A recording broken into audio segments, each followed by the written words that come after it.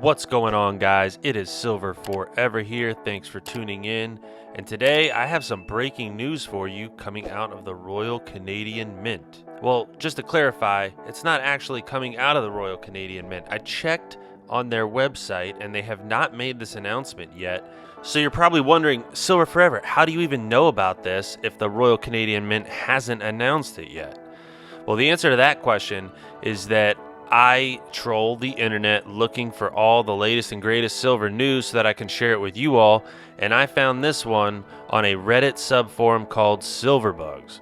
Now, Silverbugs is a forum of diehard silver enthusiasts, stackers, hobbyists, collecting aficionados of silver. It's been around for about 10 years now, about 88,000 subscribers to this community. If you're interested in finding a community of folks like we have on YouTube who just love silver, well, this is a good place to start. These are old school stackers most of the time. Not quite as much energy as you might find on some of the newer forums like Wall Street Silver, but definitely people who have been around the block a little. I went and followed up at BGASC, Buy Gold and Silver Coins. That's another online precious metals vendor.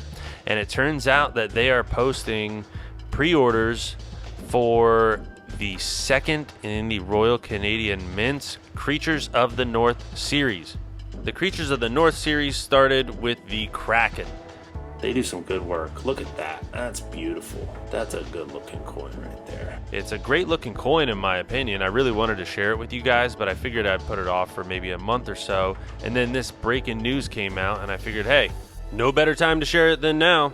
So here it is, the Kraken, but what we care about is the new design. So let's see what some of these silver bugs had to say about it. RCM has jumped the shark, says Furry Frog. There were a few memes like this one where people just said, this thing is whack. But there were other people who maybe felt a little closer to how I felt. You know, I saw a lot of mez in there. Looks okay, I suppose. A little disappointing after the Kraken, my thoughts exactly. So with that in mind, let's jump into what the new design is.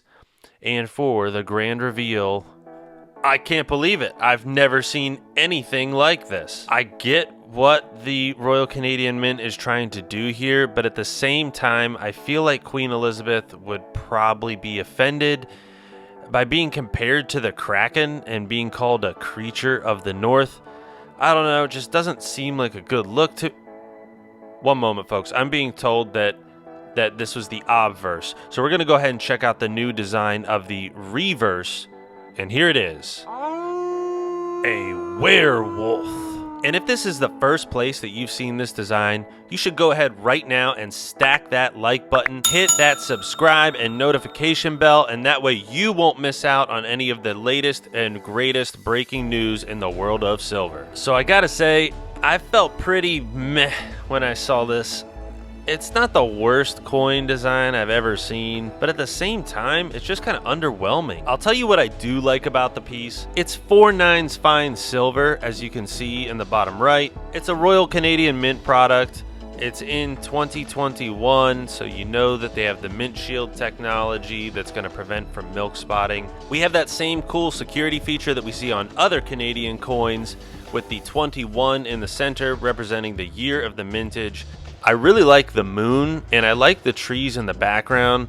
I think maybe the security feature could have been placed in a more appropriate location where it wasn't really competing with the moon for your eye's attention.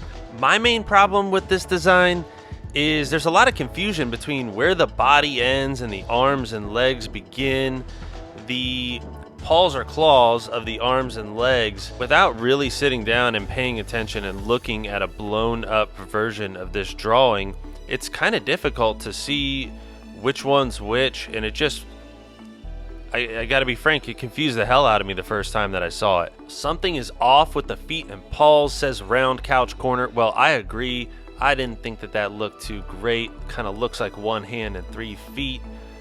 Here's a more detailed analysis. Poorly done design, really got to stare the center of it just to sort it all out.